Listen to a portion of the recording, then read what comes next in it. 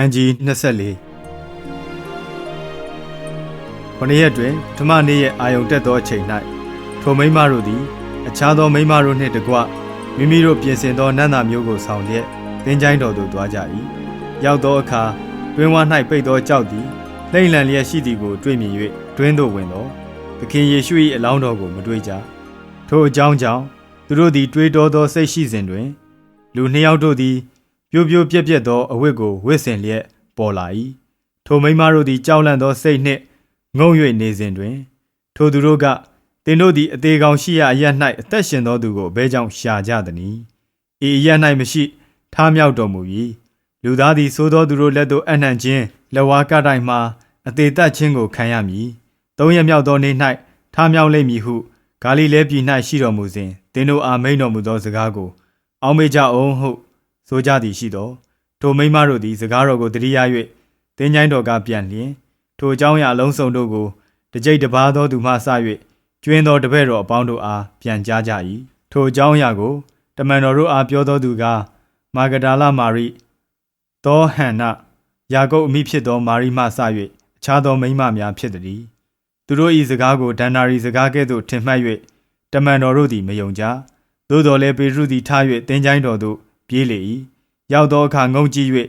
ပိတ်ပစိုးသာရှိရသည်ကိုမြင်လျင်ထိုအကြောင်းအရာကိုအံ့ဩ၍မိမိအိမ်သို့ပြန်သွား၏ထိုမှတပါးတပည့်တော်နှစ်ယောက်တို့သည်ယေရုရှလင်မြို့နှင့်ခရီးလေးတိုင်ကွာသောအေးမောက်မြည်ရှိသောရွာသို့ထိုနေ့၌သွားကြစဉ်တွင်ဖြစ်ခဲ့ပြီးသောအကြောင်းအရာအလုံးစုံတို့ကိုအချင်းချင်းဆွေးနွေးပြောဆိုကြ၏ထိုသို့ဆွေးနွေးပြောဆိုကြစဉ်တွင်ယေရှုသည်ချဉ်ကပ်၍သူတို့နှင့်အတူကြွတော်မူ၏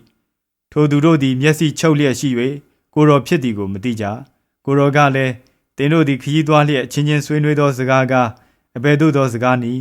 အဘယ်ကြောင့်မျက်နှာညှိုးငယ်ကြသနည်းဟုမေးတော်မူလျင်သူတို့တွင်ကလောဖအမည်ရှိသောသူကသင်သည်ယေရုရှလင်မြို့၌ဧည့်သည်ဖြစ်လျက်သာယခုအခါထိုမြို့၌ဖြစ်ခဲ့ပြီးသောအကြောင်းအရာတို့ကိုမသိသလောဟုပြောဆို၏ကိုယ်တော်ကလည်းအဘယ်အကြောင်းအရာနည်းဟုမေးတော်မူလျင်ထိုသူတို့ကနာဇရက်မြို့သားယေရှု၏အကြောင်းအရာပေတည်းထိုသူသည်ဖျားသခင်ရှေ့လူပေါင်းတို့ရှေ့မှနှုတ်သက်သည့်လက်သက်သည့်နှင့်ပြည့်စုံသောပရောဖက်ဖြစ်၏ထိုသူကိုယစ်ပရောဟိတ်အကြီးနှင့်ငါတို့မင်းများသည်အသေးသက်ခြင်းကိုခံစေခြင်းကအနှံ့၍လက်ဝါးကတိုင်မှကွက်မြက်ကြပြီထိုသူသည်ဣသရေလအမျိုးကိုရွေးနှုတ်အံ့သောသူဖြစ်သည်ဟုငါတို့သည်အထက်ကမျှော်လင့်ကြပြီထိုမြမကဤအကြောင်းအရာဖြစ်၍ယခု3ရက်ရှိပြီငါတို့၏အပေါင်းဖော်မိန်းမအချို့တို့သည်လည်းသင်္ချိုင်းတော်သို့စောစောသွား၍အလောင်းတော်ကိုမတွေ့လျင်သခင်ယေရှုသည်အသက်ရှင်တော်မူသည်ဟုပြောသောကောင်းကင်တမန်ထင်ရှားရာယူပါယုံကိုမိမိတို့မြင်ကြောင်းကိုပြန်လာ၍ပြောဆိုသည်ဖြင့်ငါတို့သည်မိန်မောတွေ့ဝေခြင်းရှိကြ၏ထိုအခါငါတို့တွင်ချို့သောသူတို့သည်သင်္ချိုင်းတော်သို့သွား၍မိန်းမတို့ပြောဆိုသည့်အတိုင်းတွေ့တော်လဲကိုတော်ကိုမမြင်ရဟုပြောဆိုကြ၏ကိုတော်ကလည်းပရောဖက်ဟောပြောသောစကားများကိုယုံနိုင်အောင်ဉာဏ်မရှိစိတ်ခိုင်မာသောသူတို့ခရစ်တော်သည်ဤသို့ပင်အသေးခံ၍မိမိဘုန်းစည်းစိမ်ကိုဝင်စားရမည်မဟုတ်လောဟုမိန့်တော်မူ၏ထိုအခါမောရှေ၏ကျမ်းမှစ၍ပရောဖက်တို့၏ကျမ်းစာများ၌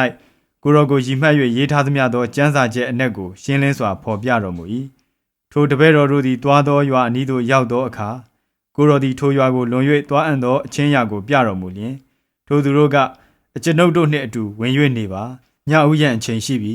မိုးလဲချုပ်ပါသည်ဟု၍ကိုတော်ကိုကြက်ကြက်သွေးဆောင်ကြ၏ထိုကြောင့်သူတို့နှင့်အတူနေခြင်းငှာ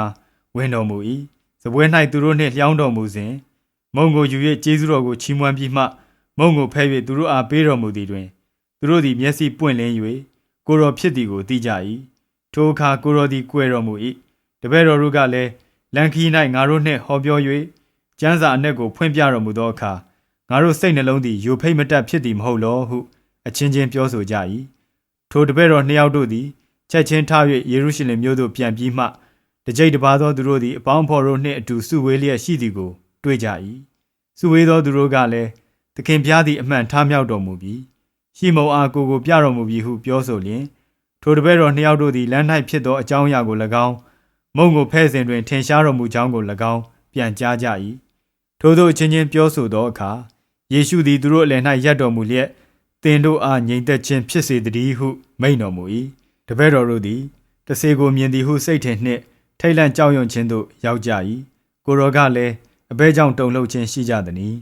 အဘဲကြောင့်အထူးထူးအထွေထွေသောစိတ်ရှိကြသနည်းငါလက်ကိုကြည့်ကြလော့ငါခြေကိုလည်းကြည့်ကြလော့ငါကိုပင်ဖြစ်၏